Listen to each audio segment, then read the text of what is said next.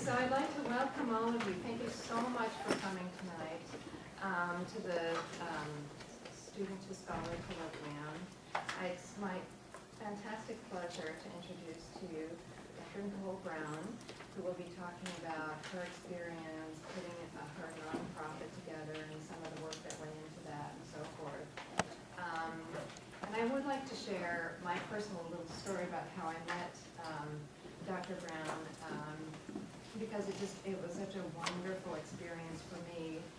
When she was working at Kaiser, she actually did some work with my young daughter a couple of years ago, and it was such a tremendously positive experience for all of us in the family. And my daughter's absolutely in love with her.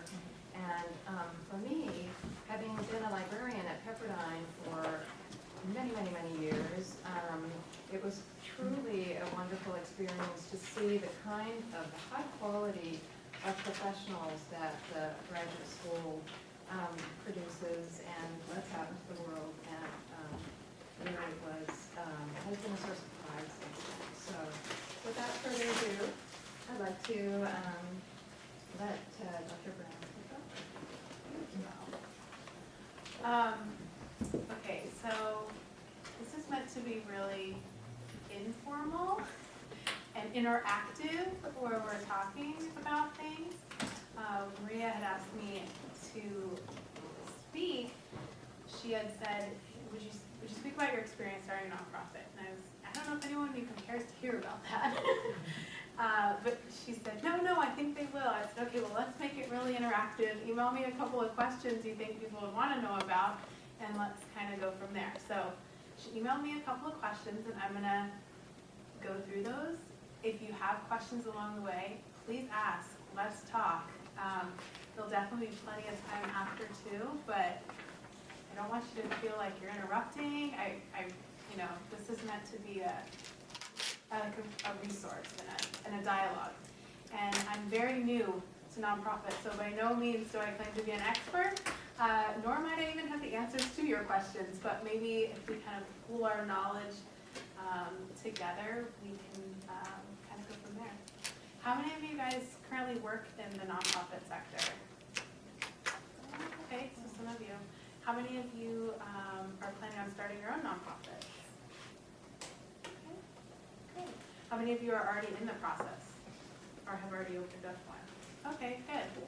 So definitely some interest. How many of you are here for a completely different reason? Okay, just throwing it out there. So my nonprofit is Learning Dynamics Incorporated, and we provide psychological, educational, and social services to one thing you'll learn about in nonprofits, or maybe this will be one of the things I'll tell you, is to kind of find your niche. You know, everyone always talks about that in every industry, find your niche. Our niche is working with the working middle class. So people that tend to overqualify for low fee services, but tend to find that full fee services are just beyond their reach. So my first question was, how did you get this idea for your organization? And it really came from my practicum experiences. In psychology, we have to do a lot of practicum experiences, kind of hands-on sort of internship-like work in order to kind of learn our craft. And I found I worked at places where people just, they didn't have much of anything. They were homeless, they might have had terminal illness. It's just one compounding thing on top of another. And you see lots of nonprofits and things in community mental health where the staff is maxed out and the wait lists are really long, so you can definitely see the need for more and more services. But at the same side, I worked at some places that were full fee, and places where, as a student, people paid $200 an hour to see me. And I felt like, the reality was I could not afford to see myself. And I felt like that's pretty problematic, which kind of creates a pretty big discrepancy. I'm like, what about everybody else in the middle, I feel like I worked hard, got educated, why can't I afford to get services? Or if my child or someone needed services, you know, I shouldn't have to max out credit cards or borrow money or figure out how am I going to do this. So, excuse me, I've been talking all day. But, so I thought, you know what, there should be a place where people could get services that are affordable, but are great quality. You shouldn't have to sacrifice quality for services. So I kind of looked at the poverty scale that the U.S., you know, puts out every year, and I doubled it. And I thought, that's still looking pretty sad these days. So I tripled it. Then I quadrupled it. And then I even buffered it on top of that and created a sliding scale in which families can come and receive services, and an individual at our agency would have to make over $82,000 in order to be at the top of our scale. And families would have to make into the six figures to be at the top of our scale. Additionally, if you are a full-time college or graduate student, are within 2 years of receiving any degree, GED, high school diploma, college diploma, or are a teacher, you always receive our lowest fees regardless of income. So that was another way to kind of give back to the community. So that's kind of where my idea came from, how I kind of thought to structure it. The other little interesting thing that will come up here on the questions aspect is, well, let's see, I'll get to it when I get to that question. What's my next one? Oh, did I develop my idea with a partner? I did not develop my idea with a partner. I kind of came up with it on my own, as I just kind of stated, kind of thinking through things. I always thought I would go into private practice, actually. And I had a partner in mind, and we'd always talk about it in school. And she moved out of the country. But I really felt called to do this work. So, I don't know, I just kind of felt like this is what I'm called to do, and that's what I'm gonna do. One thing that I did do, and I would encourage you all to do, is it's in your board selection. So nonprofits have boards of directors, okay? And is this a new concept? Anyone, or, okay. Remember interactive, I don't want to talk about things that you're not aware of.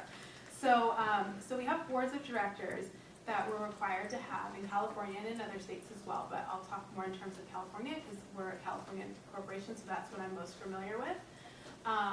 And so I felt like in developing my board, I need to pull together people that have areas of expertise where I don't.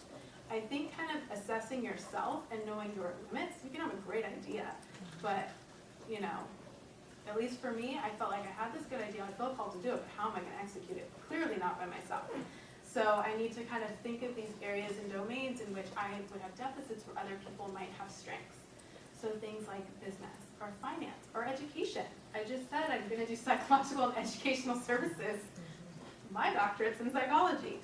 So who do I know that has doctorates in education, or training, or other things, not necessarily doctorates, but just the idea that has these expertise in areas that I think can greatly contribute to the work that we're trying to do and further the mission of our work, but can definitely fill in the holes in areas and give perspectives that I may not necessarily have.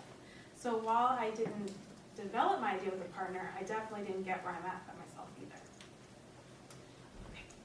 Did you consult with professionals in established nonprofits, or were there certain individuals who were particularly helpful during the process? Good question. And an interesting answer. I did consult with people initially, and general people that I told about my idea, and I know some of you probably have your ideas, you're kind of like, do I talk about it? Some people always say, do I talk about it, do I not? That's what I was telling Maria, I don't know about videotaping. I want people to feel like they can talk about their ideas. So I really hope that you guys will talk about your ideas, because I want this to kind of be that opportunity for us. But when I would talk with people about my idea, they'd say, wow, that's so great, that's so needed, I would go there. Like, if it came up in a conversation, I know someone, it could be myself. So everyone was a part of it. When I talked with people that were in the nonprofit sector about my idea, they were a little bit more hesitant about it. They weren't quite sure that my plan would work or other things. And when I say plan, here's the part that they were talking about. This was the thing I was going to tell you earlier that I didn't. My envisionment was that I apply more of a business model to a nonprofit, more pay-per-fee type services. I felt like and when I say this, again, I'm by no means an expert in nonprofits, so this is more my lay of observations.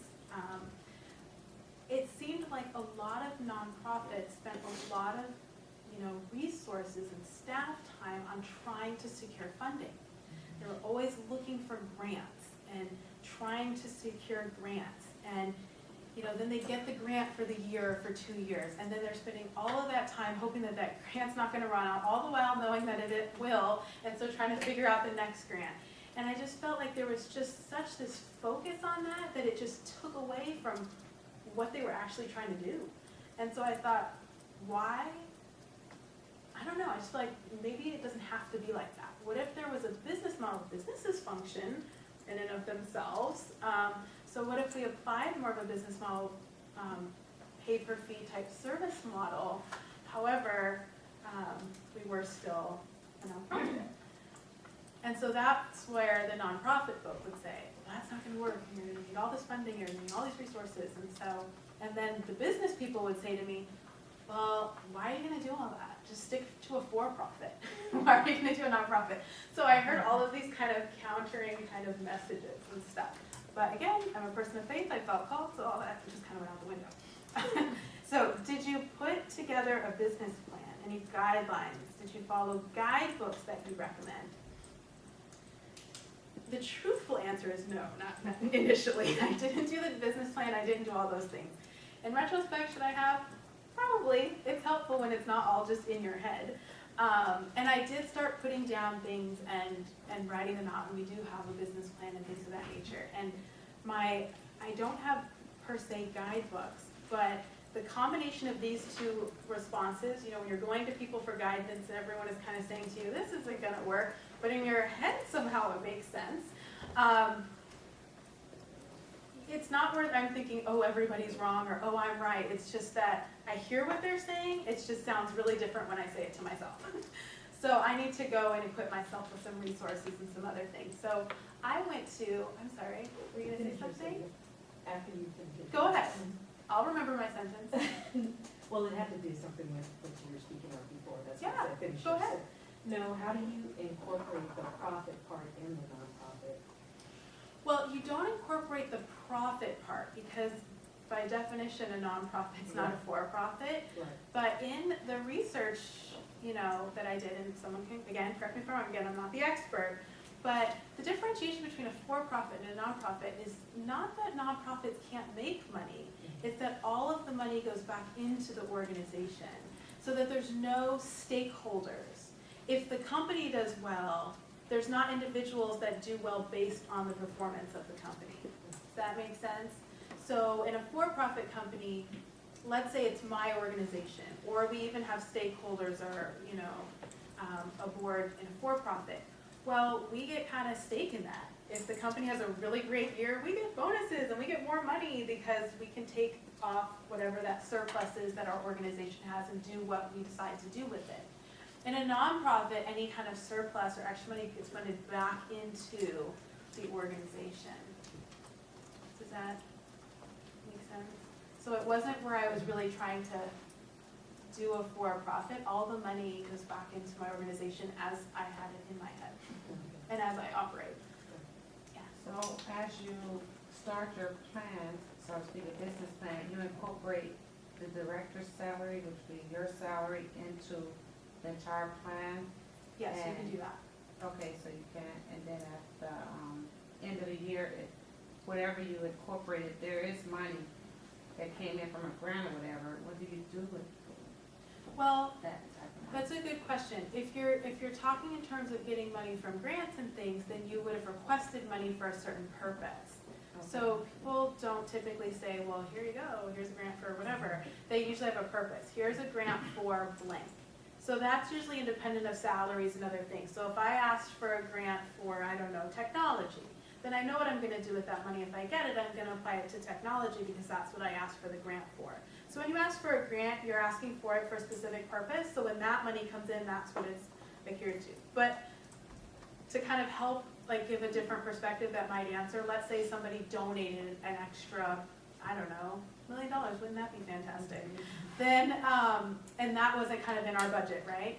Then what would happen is we'd have to realign where that money's gonna go to. Now, the reality is when people donate money, sometimes they have ideas of what they'd like for you to do with that money, and you can do that. And your accountants can help you. I don't wanna get too technical, but there's different types of accounts that you can have in a nonprofit. There's kind of general money that people can give, they call it unrestricted, where you can kind of use it for the things you want. And they have things that are kind of partial restricted, and then they have restricted funds where someone is saying this is exactly what you have to use that money for. Or sometimes people will say, you can't touch this initial money, you can only do what you want off the principal, or off the interest, but not the principal. So it really gets a little. So just starting off though, and you're writing your salary, and you don't have money, let's say if you don't get a grant, and then what happens to, your salary, and how do you get paid? I mean, in Well, general, you're as a making an business assumption plan, that my plan had me with a salary. or did you start off putting money into the nonprofit? I'm just trying to see how you really get started with Drew getting a salary the first year, let's say, Yeah. so to speak. So I'm gonna go back to the sentence I was kind of midway through, and that'll take me to where you're going, which is that what I did is I needed to equip myself with some knowledge so that I could answer questions like the one that you're having, right? If someone asked it to me like a professional, or when I asked myself, how am I gonna pay my electricity, or things of that nature. And so what I did is I went to the LA library, the main branch library, because I went online and you can kind of do book searches, and all these different book searches I saw, it'll tell you like which branches they have it at, and Central Library kept coming up, Central Library has a copy. I'm like, you know what, I just need to get myself down to Central Library. So I went down to Central Library, and it is huge. How many of you guys have been there? I'm from San Fernando Valley, so I don't always make it down there, but it's definitely worth the trip. That place is absolutely amazing, and they have so many, well, books. This is exactly what I needed. So again, going back to where I have deficit areas, looked up things. Business plans, finance, fundraising, nonprofits, all of these different areas, looking at both for-profit as well as nonprofit based on what I had kind of envisioned in my mind. And I sat there and I took down lots of notes and wrote out things and tried to figure it out. And then I checked out some books. And the great thing about the library system too is, and you may or may not already know this, but you can request a book to be sent to your local. So I went down there once and did all this kind of research and looked at books, but you know, not everything is in stock or things of that nature. So then I requested them be sent to my local library office, which is like 2 minutes from my house as opposed to like the hour it took me to get there. And the other thing is, whenever you check out a book from any of the libraries in the LA system, you can return it to any of the libraries.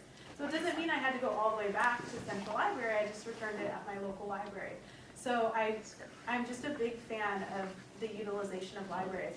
Pepperdine library system, for those of you that are students, or do alumni have access as well? Awesome. So, I mean, they have a fabulous interlibrary loan system through Pepperdine, same way that the LA County one does. So that was one thing, and then the other one is Google. I Googled it. I Googled all the different things I could kind of think of. Sample this, sample that. Sample was always in, because it wasn't just what to do, I wanted a sample of how to actually do it. So I Googled lots of samples and lots of things. And then on the financial side, and we can get to that a little bit, I'll talk a little bit more about a couple of these questions, but what I did in essence was, when you do something called, well, okay, I want to like talk in order for you. So you have to have a corporation in California. Okay, that's your first thing. Then here's one distinguisher that not everyone knows. Being a nonprofit does not make you tax exempt. Okay? So let me kind of clarify this a little bit. Your first step, because some of you are in the planning stage, right? So you want to think of your name, right? Then you want to make sure your name is available. So you can check with the California Secretary of State, see if that name's available. Then what you do is you're going to become a corporation. So what you do is you would fill out an article of incorporation, you complete one. If you're like me, you go to Google and put sample articles of incorporation. And then you do your articles of incorporation, you file that with the Secretary of State. All these things you can do for yourself. We're up to maybe about $40 right now, maybe 50 max. I think it costs $10 to reserve the name maybe. Someone can correct me if I'm wrong on this, 10 or 15, it's been a little while. I think it costs $30 to file the articles. You can mail them directly to Sacramento yourself. You can go down to LA to one of the branches that they outline on the Secretary of State's website, and you can do it yourself there in person, and they'll give it right back to you within a couple days. It's a lot faster.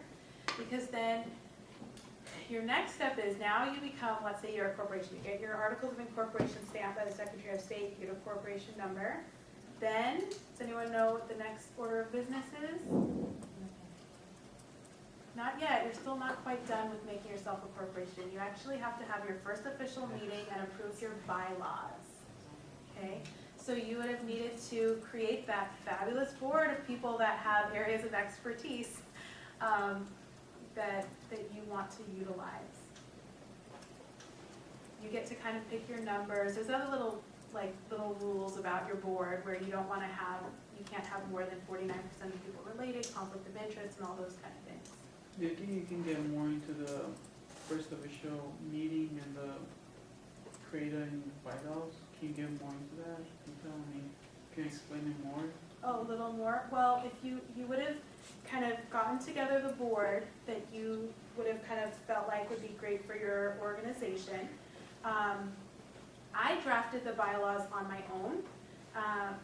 Just remember, everything's in my head. So I went on ahead and drafted my bylaws. I had my board come together, and then we reviewed and then approved the bylaws.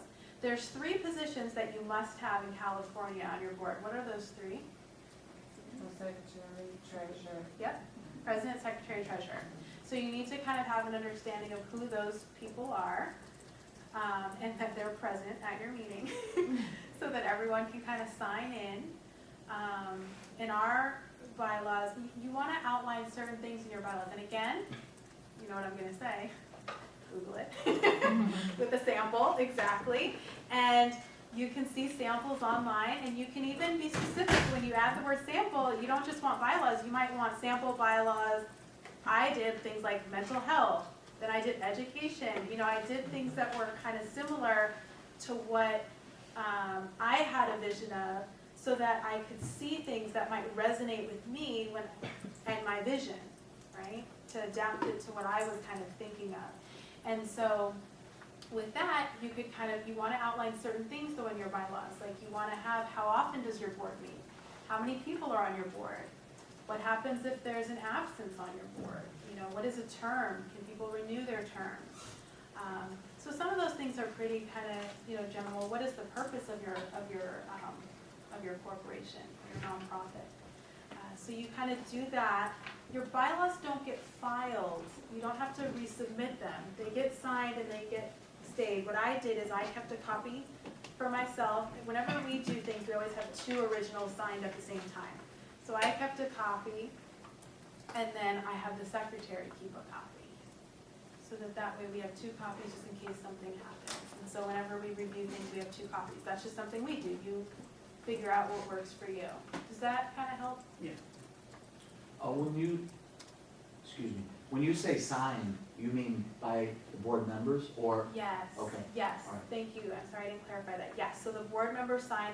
Your secretary also approves of everything. So like the initial bylaws at the end, what we did is we just put everyone's name and what their positions were, and that was kind of our official thing, and we signed it, and you hang on to that, because if anyone ever wanted to ask you for that, that's something that you have to have on file.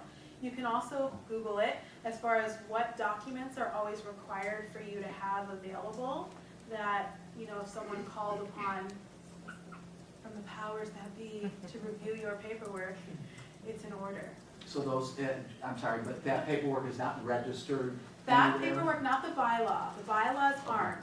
That's But your own. your corporation paperwork there is other documents that you can file with this Department of, no, not Treasury, the Secretary of State's Department have things that you file with them.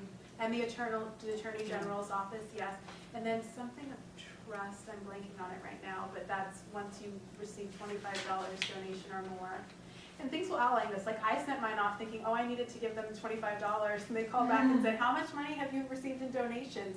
And I said, well, I've been funneling my own money into this, so doesn't that count? And they said, no, it needs to be someone else. I'm like, oh, well, I didn't know. I thought we received more than 25 because I put it in. So just little things that sometimes you kind of stumble through, and they said, well, we'll keep the 25. Eventually, you'll get a donation. So,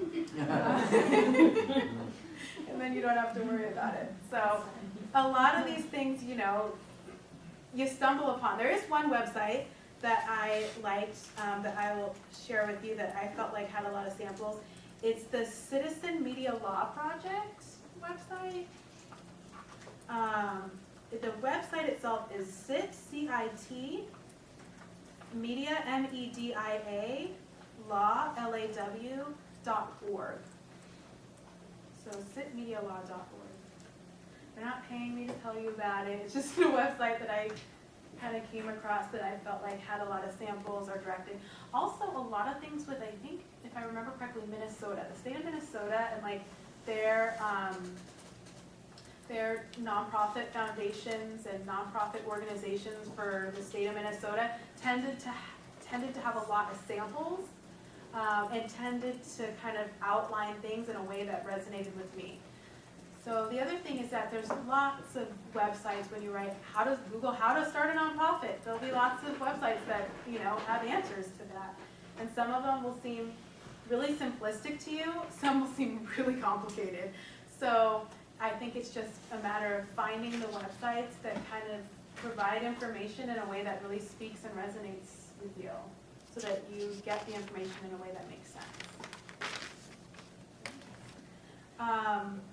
Okay, so the LA Library, the internet. The other two that are great for putting together your business plan, there's a couple things. My business plan initially was actually put together through the Pepperdine Service Learning Team, which is just awesome. So Pepperdine, Seaver College is the undergraduate university of Pepperdine. And they have a minor in nonprofit. I'm not sure if it's nonprofit management or nonprofit leadership. I think it's nonprofit management. But they have a capstone course that is service leadership. And in that course, they have a group of students that serve as student consultants, and they consult with nonprofit organizations in Los Angeles and Orange County primarily.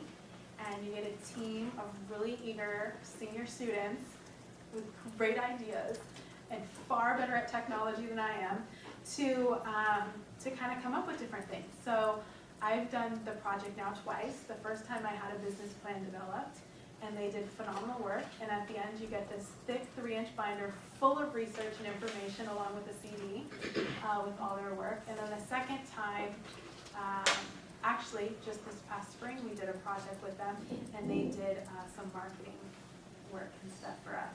So that's one resource that is free. The service leadership. It's a service learning. Now I'm blanking on it. Service leadership, service learning. It's their capstone course. And you can look it up. It's through, see, I don't want to give you guys incorrect information. And now I'm like all being recorded, so. But if you go to Seaver College on Pepperdine's website, try going to the business division. If all else fails, Google Regan Schaefer. She's a key figure in that. What was that name? Regan Schaefer, R-E-G-A-N, S-C-H-A-F-F-E-R, I think is her last name.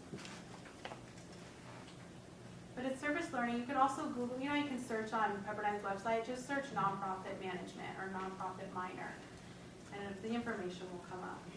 And what happens is you can apply to it. There'll be deadlines. It outlines everything on the website for you. You outline what you're looking for, you articulate that. You do need to be a nonprofit organization to utilize their services, but that's one resource. The other resource, remember I told you I go within two realms. I go within nonprofit and I go within for-profit, right? So the other area I go to and found to be a phenomenal resource is SBDC. It's the Small Business Development Center. It's amazing. And they have, the service learning is great, but you have to be selected. You have to be one of the selected organizations. The SBDC, they have different chapters in different areas. Based on where I live, I utilize the services from Santa Clarita and the San Fernando Valley primarily, but they have them in Los Angeles. I'm sure they play Orange County. They're all over. But they offer services for free or low fee for individuals trying to start small businesses. So for example, they had a workshop on business plans.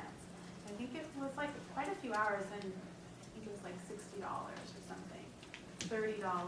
They do things on free, don't make these marketing mistakes, or they did a couple that were really great on QuickBooks. One of my other huge deficit areas is finance. So they have QuickBooks one. Another great little trick that it's not a trick because anyone can do it, but just the great thing that happened is I had gone to the one in their San Fernando Valley office. They hold them in Chatsworth at a credit union that's there. And so I was doing the QuickBooks training that was there. I think I paid like $60 for 4 or 5 hours, which if you guys have looked into doing trainings, that's a really good price. So I was more than happy to give them my $60 because I did not know what I was doing in finances. And when I was there, I discovered if you're a member of that credit union, which is free to open an account, you get to go to all of the SBDC meetings they have there for free. So I thought, are you kidding? $60 was great, but $0 is even better. There's a lot I can do with $60 when I'm starting a nonprofit. So, so I still go on monthly. I'm like, what's going on in the Chatsworth office for free? And they had an all-day QuickBooks 1 and 2, 8 hours for $100 or free for members of the credit union. So that's another really good opportunity. The San Fernando Valley, what is this? I think it's the San Fernando Valley Nonprofit volunteer, oh goodness. I'm gonna have to think about that one and see if it can come back to me, because I only went to one of their things, but they had a whole seminar that was free, that was finance for nonprofits, but the title of it sold me because it was finance for nonprofits for non-accountant people or something like that. And I was like, again, you're talking to me, and free speaks loudly. So, so my point is that there can be lots of local resources that do give face-to-face interaction. With the Small Business Development Center, they do have all of those seminars that I told you. The other thing they have is when you go there, you can talk about your ideas. They will set you up with a consultant in areas that you might need help. So maybe you need help with a business plan. Maybe you have your business plan, but you might need help with marketing or whatever that is. They will assign you an expert, like one of their consultants. Their consultants, you can read their bios. I consider them experts. They have like 10, 15, 20 years of experience doing what it is that they do in that niche. And they will work with you for however many hours they kind of outline. So maybe anywhere from 10 to 12 hours of one-on-one work at no charge for you. The consultants are doing this as a way to give back to the community. So it could be a great resource for you, and then as you become experts, perhaps you can give back in that same way. But hopefully those give you guys some tangible ideas on things that you can do locally here to really get yourself some hands-on guidance, you know, and things that are specific to you. So when you incorporated them and you decided to be a 501c3? I did. I decided to be a 501c3 because that's the idea. The 501c3 that she's referring to is the differentiation between the first step, which I articulated out to you guys, was becoming the corporation. And in becoming a corporation in California, you can specify that you're a nonprofit corporation and fill out that paperwork. But in order for the donations to be tax deductible, you need to have a 501c3 status through the IRS. Okay? So that's what I was saying is differentiates the idea that you can be a California nonprofit corporation. You know, you do your whole 30, 60, however, it's under $100 total. You do it all yourself, even though there's people that will charge you to do all those things. which you can pay, but you can also Google it and do it yourself. I want to empower you that you can do it. If I can do it, you can do it. There is not a difference here.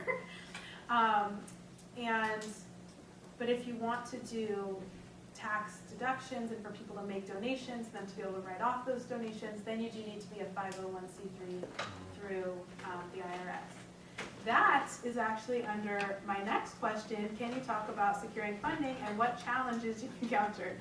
501c3 was a huge challenge for me. In order to file for your 501c3, there's a fee when you file it with the IRS. It's like a twofold fee. I believe it's like $500 for corporations that make under X amount of dollars, and then it's $750 for organizations that make over X amount of dollars. And this is kind of your projected money that you're starting. And you can kind of pay the difference. So in my mind, I'm like, well, let me just go with the $750 because the thought is you go into it thinking you're going to make some money, so you're going to be in the $750 realm. I thought, that is a lot of money. For some of you, maybe not. For me, that was a lot of money. And I looked at, can I get people to do this and file this paperwork? Absolutely. And that was another like upwards of $1,000 that I was finding when I was researching. I'm like, I am not going to spend. I'm like, do I have to charge, like, pay somebody $1,000 plus the $750? And I looked, and according to the IRS, no, I could file it myself. I didn't have to have any fancy letters behind my name to do it. So I looked at what they said, and they said, you can expect that this will take you 250 hours to do. And then I said to myself afterwards, well, I guess they were being conservative for people that knew what they were doing, so it took me probably a lot longer. But back to the library and Google I went, and figured, you know what, I'm going to do this myself. I can read, I can follow instructions. It might take me a very long time, but I'm confident that I can plow through it and do it, and I did. I was told, and from what I read, what happens is you fill out this paperwork, you submit it in, and then you kind of can go into one of three piles. The yes pile, the yes, but you have some, or not really yes, but like there's some corrections that you have to make, and so someone will contact you. And then there's like the no pile, or like you have a lot more things to do, kind of thing. So then the other thing was, people told me that it can take a year, it can take longer than a year. I see some of you nodding, knowing that that's probably what you've heard too. So what some companies do, I kind of looked up alternatives too, and one of the things that came up was the idea of having a fiscal agent, which is where you kind of work with another nonprofit that has their 501c3, but they do have to be like in it. There's stipulations. They have to kind of be in like a similar kind of field as you are. And then what happens is if you receive grant money or other things, it goes through that fiscal agent and they give you the money, and they typically take a percentage or something like that. So I kind of explored doing that as well. I should state, when I came up with this idea and started doing this, I was in school. So I kind of felt like, well, I have to lose. I'm still in school doing my thing. So if a lot of people thought, well, why wouldn't you graduate and then try to start a nonprofit? And I don't think there's rights or wrongs to things. It's just what kind of works for you. And with me and with my idea, it's similar to like a private practice or other kind of thing. And I felt like, okay, I'm not going to just open up a building, slap an open sign, and think there's going to be a flood of people, I want therapy, coming through the door. I have no false expectations of that. So I felt like if I start while I'm still in school, knowing that I want to have something when I'm out of school, and understanding that there's going to be a marketing factor of prepping it, then hopefully by the time I'm done and ready to kind of do it, I would have created or established a base for myself. So with that kind of concept in mind, I felt like, well, I might as well apply for this 501c3 on my own, take the time I need to do it, apply to it, and then see what happens. I was really lucky. Did it take the 250 hours? Totally. Even more. But again, point of reference, non-finance person, social science major, avoiding statistics even, avoiding like calculus in high school, like it's like anything, And I know the accounting people will probably tell me it's just addition and subtraction. I don't know, maybe it's trauma. Who knows? But numbers and me do not mix. So 250 was conservative in my realm. I'm sure some of you could do it in that or less. But it definitely did. I sent it in, and incorporation was done in March, and I got a call in like June. And I had a voicemail from the IRS, and I had kind of forgot all about it. And I was like, I'm like the good citizen that's like panicking, like, what happened? Oh my gosh, why is the IRS calling me? So I called them back. Because it's like so cryptic. It's so-and-so from the IRS. It's not even like this is regarding learning dynamics. And so I called like, hello. And it was a woman who was reviewing our paperwork. And so she had a couple of questions. And so she was looking on our website. And I'm like, whoa, they are thorough. She was like pointing out different things that she read on the website. And she was actually saying, well, I'm just also calling because I had a question about your sliding scale. And like, how did you figure this out? And so I shared with her what I share with you and how I determined my pricing, and I told her, I was like, well, I don't know, can I not do that? Because I didn't know if there were rules about like nonprofits not being able to charge a certain amount. And she's like, no, I was just wondering. And like, asking the question. I was like, okay, like I'm still nervous and I'm talking to the IRS. And she's like, well, you know what? This is an awesome service and I would want this, back to that.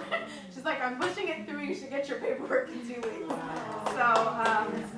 So it was a good end to the story, and I did.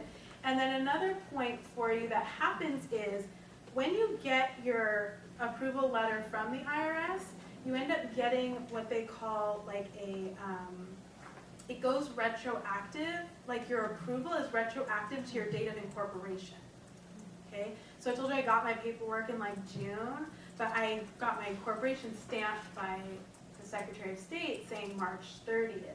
So it retroactives my tax exempt status. Now here's the thing that I want you to be mindful of, is that what some people will do because of that is they'll think, well, I'll take all these donations because when I get my approval, people can get their tax exempt status. And that's true, technically that would be tax deductible for those people according to the retroactiveness. But the same thing is that you're not guaranteed that you're going to get approved. And so if you're not approved, then those individuals do not get a tax deduction. So I also encourage you to kind of think in terms of that. So like on our website, when we put it together, I have an amazing friend that's just so talented and in graphic design and web and all of this stuff, but she's just graduating with a master's degree from Vanderbilt, something totally in like the social work area. But she did all my stuff. I'm like, you're gifted. This is what you need to help me with. And but what we did is on our website, we put like tax exempt status pending, so people knew that we were in process. And then when we got it, we put that we were exempt. But I'm just telling you those little things to kind of think through. Do you know of any flags that would disapprove? I The don't, request. I'm not, it's hard for me to say because I wouldn't want to give you misinformation. I told you, first of all, I'm not even a numbers person. But I don't know. I mean, I got books, I got samples, I looked at them, I tried to, one of the things I tried to do is, and I guess this is one of the skills I learned from my work in therapy, is, in psychology we have all these like fancy terms for things that are like common sense sort of things. But when you're articulating it to clients and things, you can't use all these fancy terms because people don't understand what it is that you're saying. And you all might not be in psychology, but you still have the same thing, right? And whatever your disciplinary is, you have this kind of jargon that you use. And we're not always accustomed to simplifying that language. And so I think in psychology, we're kind of drilled to simplify the language so that people that we're talking to understand us. And so I would just encourage you to do that, because one of the questions the lady did have for me when she called us, she said, who helped you with your paperwork? And I said, is something wrong with my paperwork? I said, I did my paperwork. She said, you did this all yourself? I said, yes, I did. I just took a lot of time and did it. She's like, this is very impressive. She's like, I understand what it is you're trying to say. And so I think part of it, I don't know about flagging, and that was just my very one, very subjective experience, but would be to try to not use as much of your language. And one thing I did is I actually had some of my friends and things that weren't in psychology read what I wrote and ask them if they understood what I was saying, so that I could kind of modify my language to be in a way that people would, understand. And the section I'm talking about, because you might also wonder, because they're like, if this is IRS paperwork and all numbers, where is all this words coming in?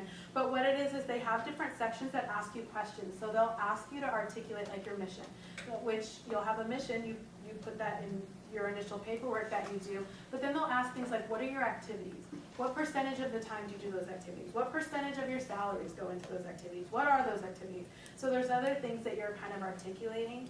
You also do a budget forecast, and that kind of helped me with your budget question, is that you're supposed to kind of outline, and they give you what you have to cover, but you have to say, well, what's your projected year one? And I think you have to do like 3 or 4 years, and if you're not operating, then you do like an additional year, or we have 1 year less to do. And so that kind of helped me to start thinking in terms of finance. And then again, going to my business model and understanding I'm trying to do pay per fee, but also understanding that I don't have any false thoughts, that I'm gonna put up my open sign and everyone come flooding in, is I thought, okay, well for at least the first year, I'd have to operate on no salary. So what is that gonna look like? And then who am I gonna get to work with me? And are they gonna understand and be okay with the fact that they would be operating on no salary? And that was another area that I was extremely blessed in, because that's where I thought I'd have to wait a lot longer for a lot of things to occur. But I was just telling someone the other day, I said, if I could get clients as much as I get people offering to work with me for free, I'd be in good shape. So it actually wasn't the staff that was a problem. So yeah, that's kind of the model of kind of how I kind of structured myself.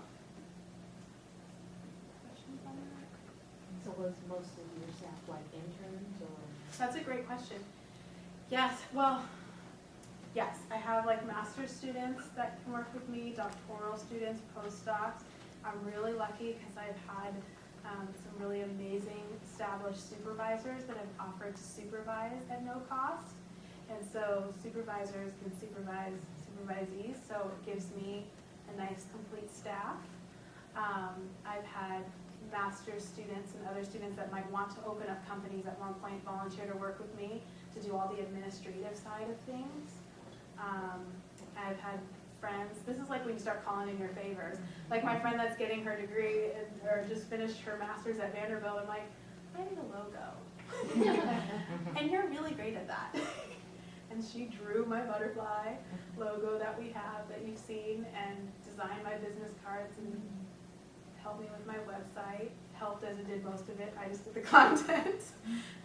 You might have answered this already, but how, like, literally from the point of thinking about starting a nonprofit, just like to the point where you like could say, yeah, I run a nonprofit. Like, how many years was that, or how long was that? It's so weird. I don't even feel like I can say I run a nonprofit, and people keep telling me, but you do. It doesn't feel like that yet. Let's see.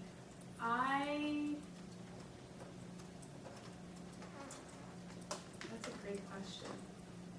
Well, I feel like it must have been in the fall of '08 where I started really having more than just playing with the idea. I was like, you know what, maybe I need to do that. You know, maybe I need to start this nonprofit thing. And then in the beginning of like '09, in like January of '09, I think January, February is when I got a lot more serious about it. And I filed my paperwork and did all that stuff in January '09. And then in March of '09, at the end of March is when we got our stuff back. That only takes like maybe 6 weeks max. And I told you guys the shortcut going down. I didn't know that, so it took a little longer. And then we actually opened doors and started offering services January of this year. And that too, I mean, I thought it would be a lot longer and things of that nature, because I felt like, okay, I need staff. And, you know, I was finishing, I don't know how familiar you are with the psychology program, but we have to do a 1-year pre-doc internship before we graduate, and it's full-time.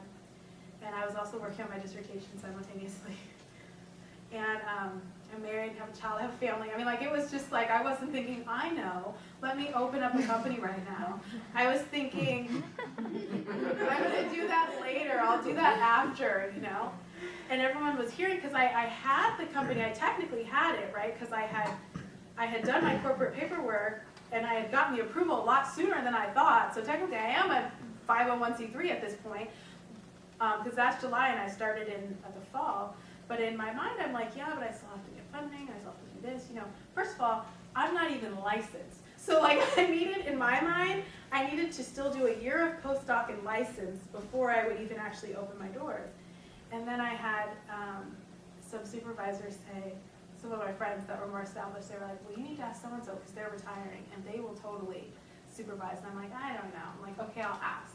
Of course I'll supervise.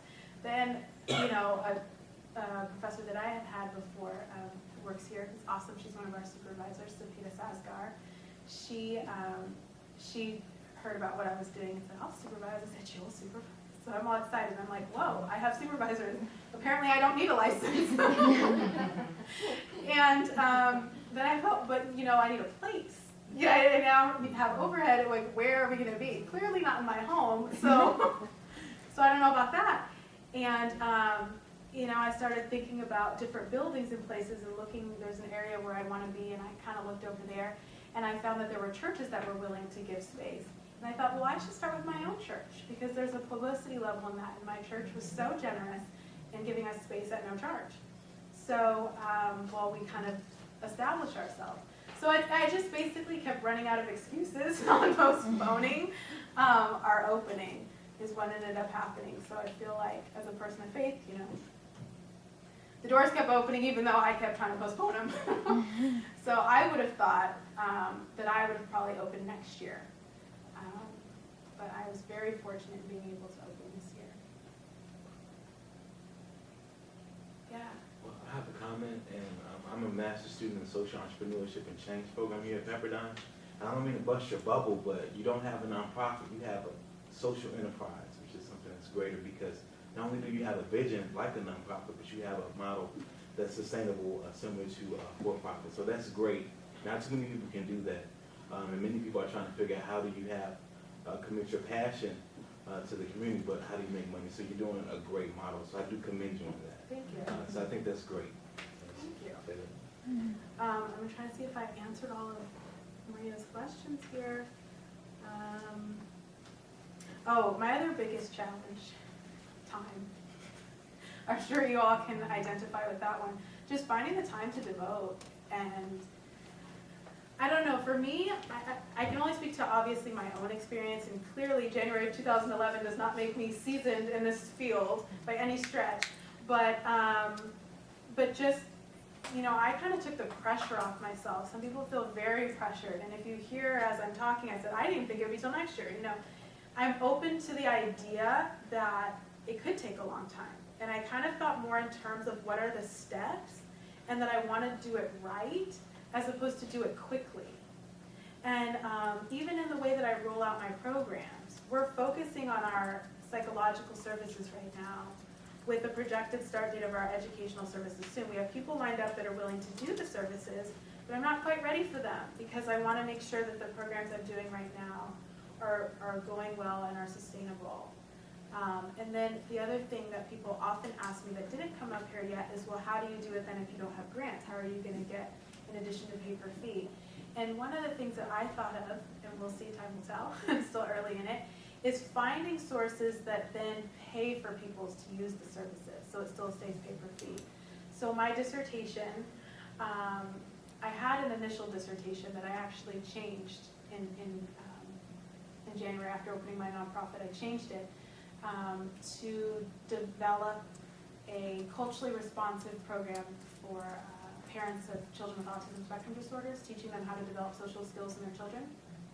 And I changed that because I had an idea that it would be one of the pilot programs for my organization, and I would vendor with the regional centers.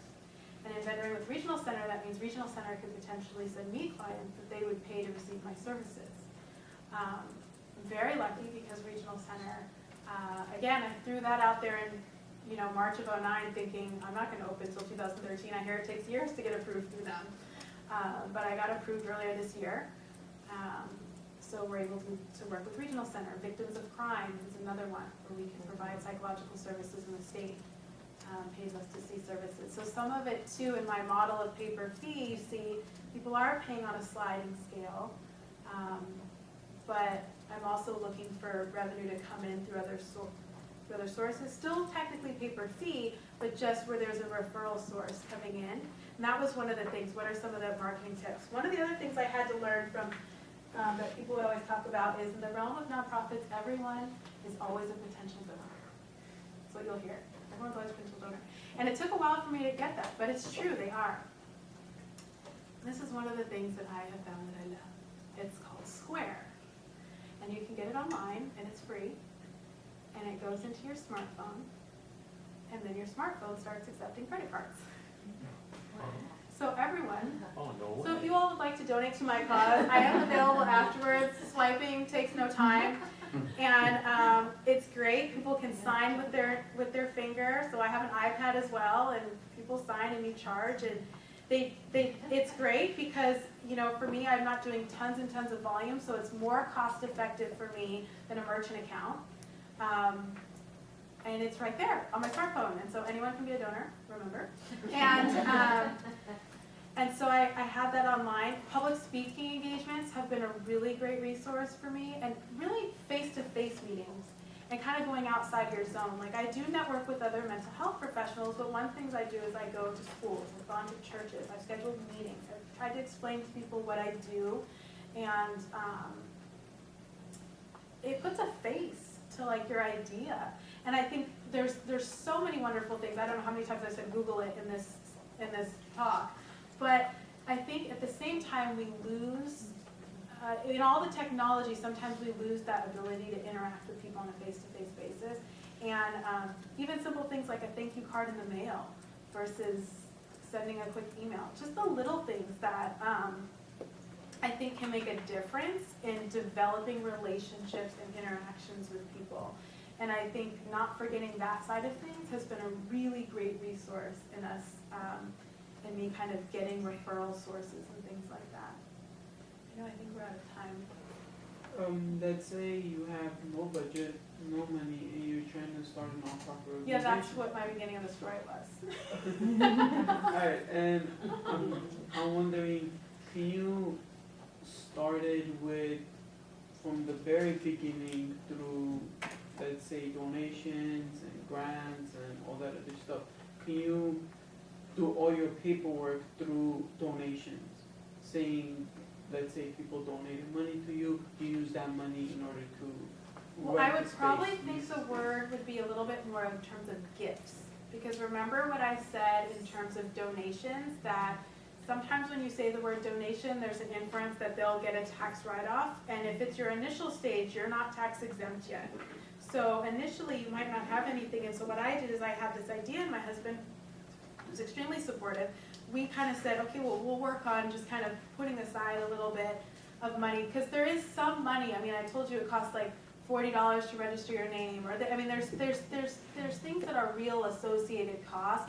So even though I'm saying, oh, I have no money, well, I had to start putting aside a little bit of money, you know, because there's certain things that do cost. Or friends that said, okay, well, I believe in what you're doing here. All of you that might swipe the square, but like, so it does take a little bit, if that makes sense. So could you use like Kickstarter, for example, to go I ahead? don't know what that is. Kickstarter, it's a program online where people actually like through PayPal or through credit cards, and correct me if I'm wrong, because I've only used it a couple times, but some of my friends have used it where you link it to like your Facebook site and people go ahead and go on and then they donate money. Like, Oh, like cool. if they reach a certain amount of money, then it comes out of your account. But if you don't reach your goal within a certain amount of time, then you don't. So. I don't know, it seems like you could, like, we are a nonprofit now. When I started doing a lot of the fundraising, so we are like a Facebook cause. You know how people can say like, donate $32 for my 32nd birthday. Like, we're one of the causes on Facebook, and we have a Facebook. So there's a lot of things. That was also a great thing. Once you do get your 501c3, that opens the door. But sure, any of those things, or just asking your friends, writing letters, letting people know what you're doing. People want to support you. Let them. And I will stay around too if you have any questions or things for me. Okay, so I just want to wrap this up by just saying, I just feel so blessed also, and for myself and for all of us, for what we've gotten to learn today. And it's been really fun. Oh, You're good. really fun. to listen to. And also for just what you're doing and what you put out there. It's really a great thing. Thank you. So, so thank you very much, and, yes, we do have a little bit more time, and please enjoy. I apologize to those of you who are watching this online, because you won't be able to get to enjoy the snacks, but I'm sure you've enjoyed the recording. So, please, let's say thank you to Dr. Brown, and